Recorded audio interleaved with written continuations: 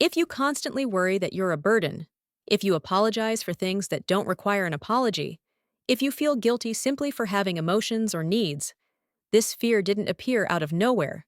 It was taught to you, not through words, but through patterns.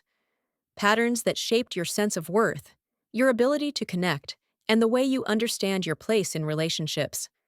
Today, we're going to explore where this fear comes from, how it forms, and why it feels so real, even when it isn't. Take a breath. Let's go deeper. Children are incredibly sensitive to emotional reactions. If you grew up around adults who were overwhelmed by their own problems, emotionally distant, unpredictable, or easily irritated by your needs, your nervous system learned a painful lesson. My needs add pressure. Even small moments create this blueprint.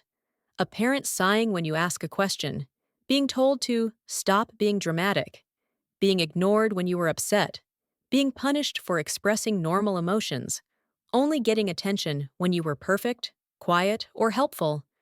Children don't see adults as overwhelmed. They see themselves as the cause. So they shrink. They adapt. They learn to occupy less space. And that adaptation becomes the fear of being a burden. As an adult, you can intellectually understand that you're not too much, but your body and nervous system still react as if you are. That's because the belief was formed before you had the capacity to question it. It becomes part of how you relate to others. You overthink what you say. You downplay your pain. You hide sadness or stress.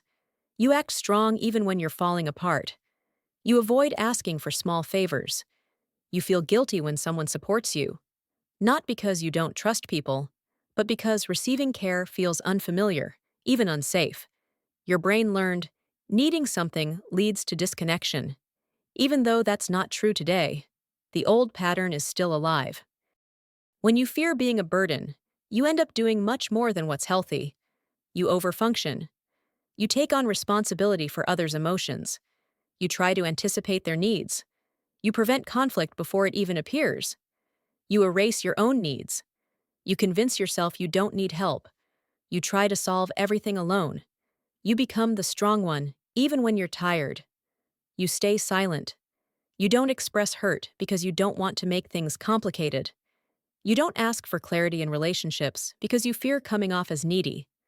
And over time, this creates an internal emptiness, not because you aren't loved, but because you don't allow yourself to be loved fully. Your relationships become one-sided. You give, and others take. Not out of malice, but because you've trained them to. Deep down, the fear of being a burden is not really about being polite. It's about losing connection. As a child, connection was survival. And if your needs threatened connection, your brain linked. Need, withdrawal, need, anger, need, rejection, need, shame.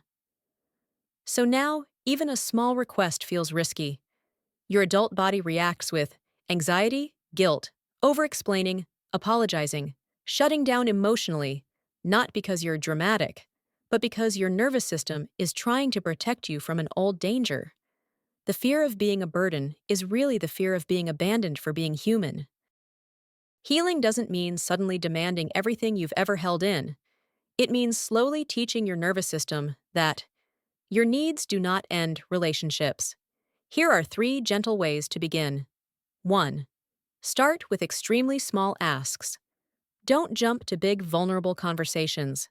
Begin with, "Can you help me with this one thing? Can we talk for just a few minutes? Could you do this small favor?" Each time someone responds with care, your nervous system learns safety. 2. Notice when you apologize for existing. How many times a day do you say, "Sorry"? Sorry for asking. Sorry for taking space. Try replacing it with, "Thank you for waiting. I appreciate your help." This gently shifts your identity from burden to person with worth. 3. Let one trusted person see 10% more of the real you, not everything. Not your deepest pain. Just 10%. Enough to challenge the old belief. If I show more of myself, I'll be rejected. When the response is care, not punishment, your internal map changes. Slowly, you rebuild the truth. You are allowed to need. You are allowed to feel. You are allowed to take up space.